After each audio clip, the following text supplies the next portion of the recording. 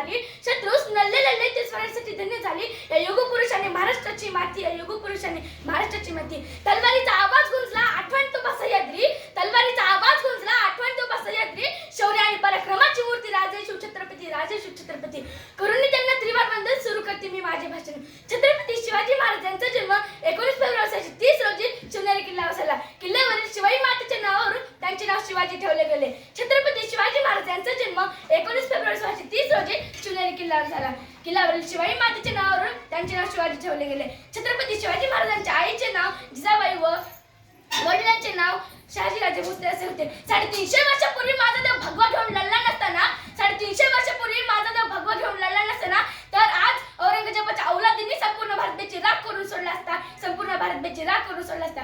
त्यामुळे आम्हाला जेवढंच माहिती आहे की आज अस्तित्वाबाहेर आहे संपूर्ण हिंदुस्थानातील प्रजा, आज अस्तित्वाबाहेर आहे संपूर्ण हिंदुस्थानातील प्रजा. कारण फक्त एकच, माझा शिव छत्रपती राजा, माझा शिव छत्रपती राजा. मित्रांनो, शिवाजी हा केवळ 3 अक्षरी शब्द नसून तो एक मंत्र आहे. तो मंत्र उच्चारताच अंगातलं रक्त सळसळायला लागतं.